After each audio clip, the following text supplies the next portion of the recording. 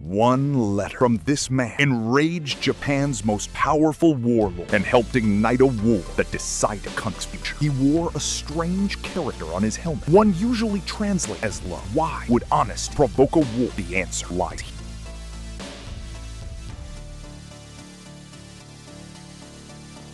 He wore the character for love on his helmet into battle. He also wrote the most defiant letter ever sent to a future shogun. How did a symbol of devotion become an act of war? In 1560, in the mountain province of Echigo, a boy named Hideyoshi Kanetsugu was born into a minor samurai family. He grew up inside Kasugayama Castle, the stronghold of the legendary Uesugi Kenshin, alongside Kenshin's young nephew and adopted heir, Kagekatsu. While other boys trained only with swords, Kanetsugu devoured books, law, economics, poetry, military strategy. Kenshin noticed. He was brilliant, disciplined, and almost unnervingly calm. No one yet called him a warlord, but within those castle walls, a quiet partnership was forming, one that would one day decide the fate of an entire province.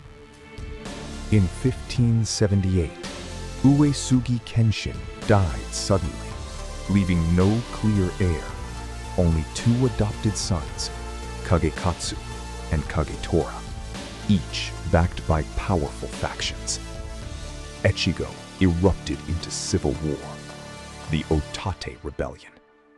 For 2 brutal years, the province tore itself apart. Kanetsugu, barely 20, threw his full support behind Kagekatsu, securing supply lines, negotiating with wavering retainers, and helping seize the castle treasury before rivals could.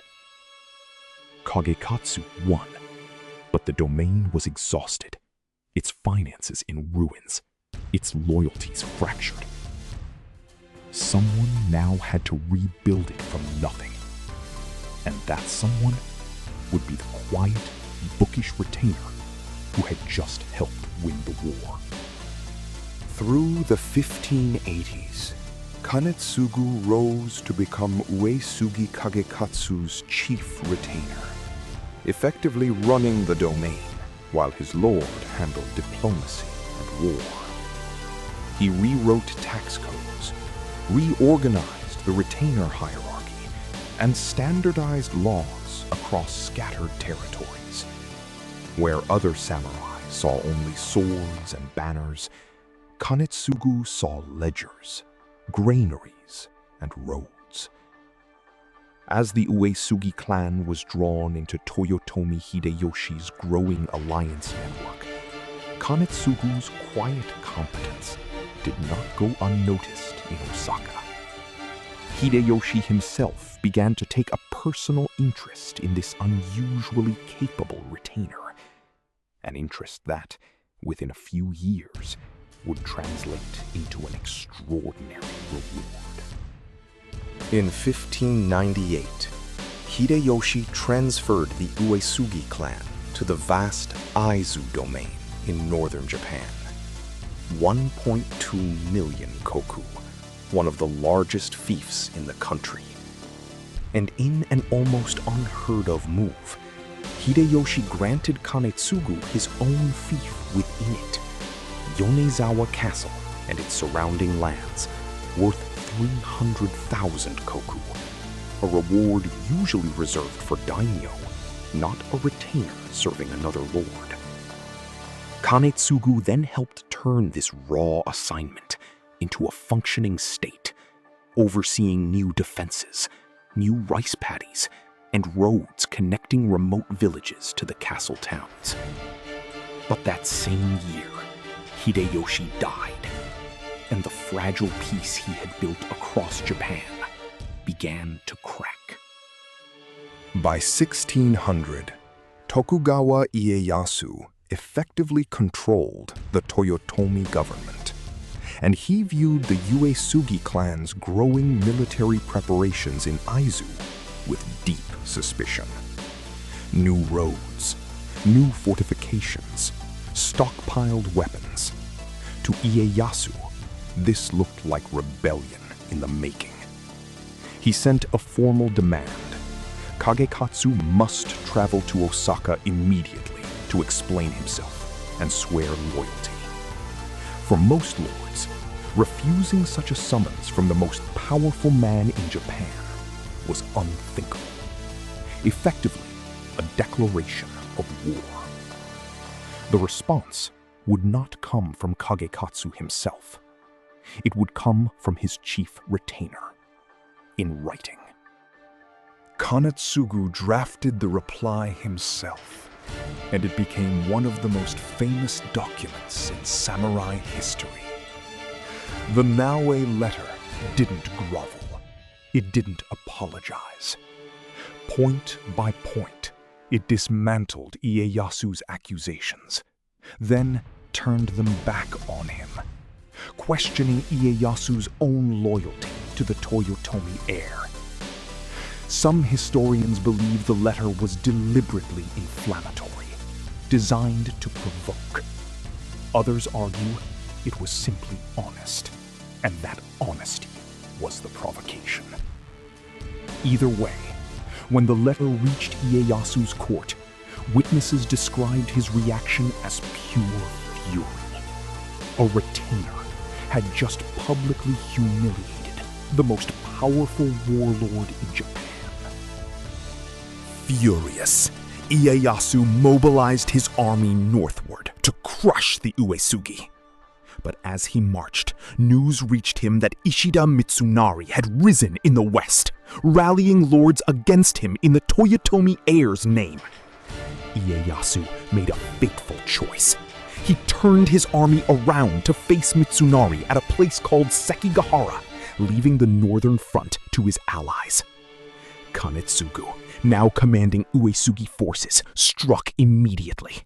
He led an invasion into neighboring Mogami territory, besieging castle after castle in a campaign that would become known as the Battle of Hasedo. For a moment, it seemed the Uesugi gamble might actually work. Then, on the 15th day of the 9th month, word arrived from the west. Mitsunari's army had been annihilated at Sekigahara in a single day. The entire strategic picture collapsed in an instant. Kanetsugu's forces were deep inside enemy territory, with Date Masamune's army threatening to cut off their retreat from the rear. He had to choose: push forward for a victory that no longer mattered, or pull back an entire army through hostile land before it was trapped and destroyed. Kanetsugu chose retreat. It was, by most accounts, a masterclass in disciplined withdrawal. But the gamble was over. The punishment was severe. The Uesugi domain was slashed from 1.2 million koku to just 300,000, confined to the small territory of Yonezawa. Overnight, a clan built to support a massive army and bureaucracy had its income cut by 3/4. Most lords in this situation did the obvious thing: mass layoffs. Thousands of retainers, suddenly unaffordable, would normally be dismissed to fend for themselves. Kagekatsu and Kanetsugu faced the same brutal arithmetic. And Kanetsugu made a decision that stunned other domains across Japan, one that would define Yonezawa for the next 250 years. He kept almost everyone. Roughly 6,000 samurai families, far more than the shrunken domain could comfortably support, were retained rather than cast out. The result was instant, grinding poverty. Yonezawa retainers became famous across Japan for surviving on salaries a fraction of what their rank elsewhere would command. But in exchange, Kanetsugu secured something rarer than wealth: unbreakable loyalty. Samurai who might have starved alone instead farmed vegetable plots beside their swords, worked looms and took on trades, and stayed fiercely devoted to a clan that had refused to abandon them, even at its lowest point. With too many people and too little farmland, Kanetsugu turned to engineering.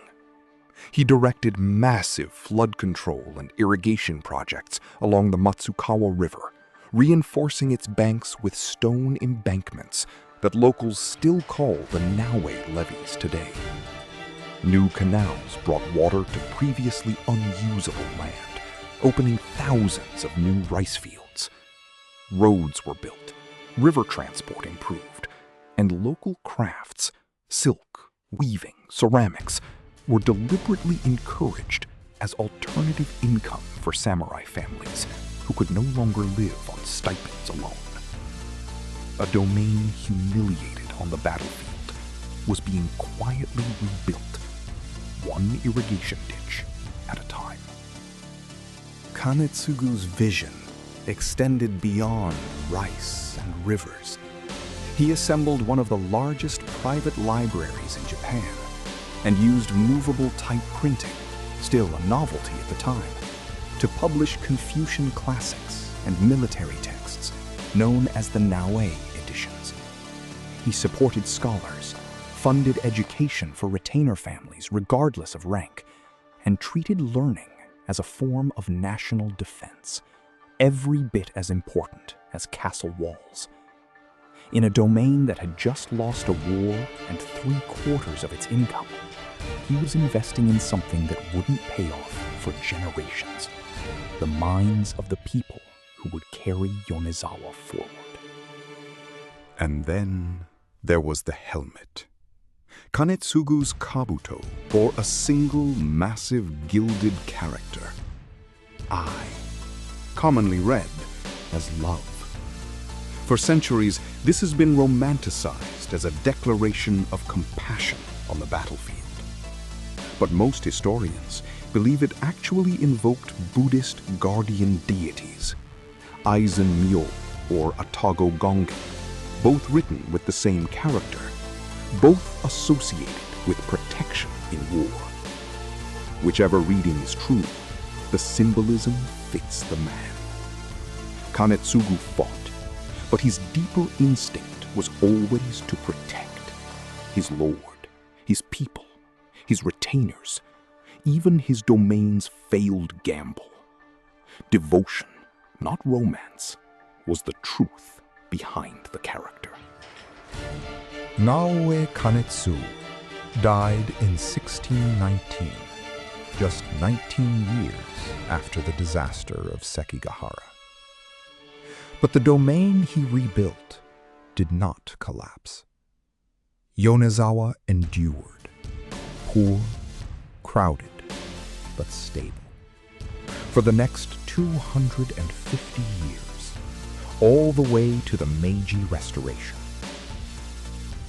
Later reformers, most famously the 18th century Lord Uesugi Kenshin, would explicitly build on the foundations Kanetsugu had laid. The canals, the printing tradition, the ethic that a lord's first duty was to the people who depended on him. A man who lost his war became, in the long run, one of its quietest winners. Kanetsugu is a strange figure in samurai history, not because of any single battle, but because of the range of his talents. He could write a letter sharp enough to provoke the most powerful warlord in Japan into war. He could lead a fighting retreat through hostile territory without losing his army. And then, defeated and humiliated, he could spend the rest of his life as an engineer, librarian, and economic planner. Most samurai are remembered for one of these things.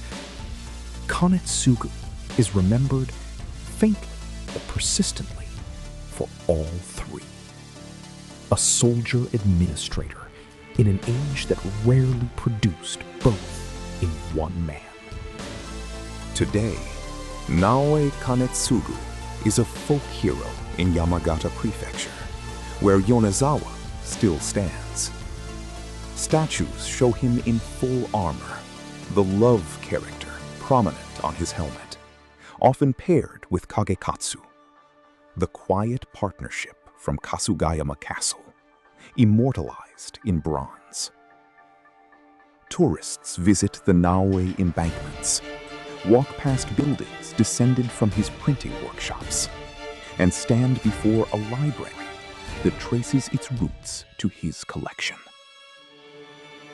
He is less famous internationally than Date Masamune or Sanada Yukimura, warlords with flashier reputations.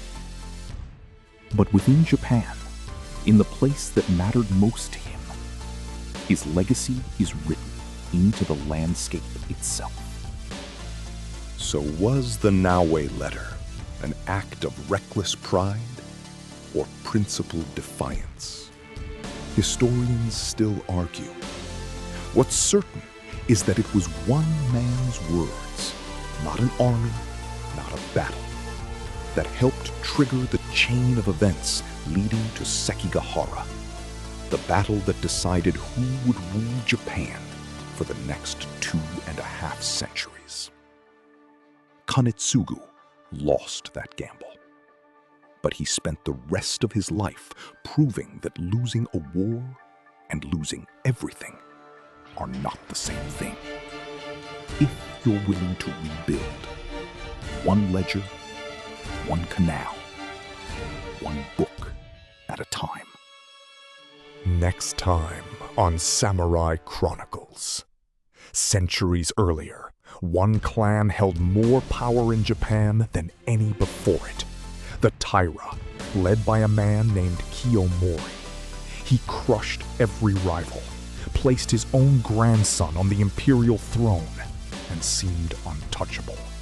But the very arrogance that built his empire would also destroy it. How did pride bring down Japan's most powerful clan? That's next time. Naoe Kanetsugu never sought the spotlight that history gave to flashier warlords. But in Yonezawa, in the rivers he tamed and the books he printed, his quiet philosophy of devotion over glory still shapes the region centuries later. If you enjoyed this story of the samurai who turned defeat into a legacy, subscribe to Samurai Chronicles for more stories from Japan's Age of Warriors. And let us know in the comments, was the Naoe Letter courage or recklessness? We'll see you next time.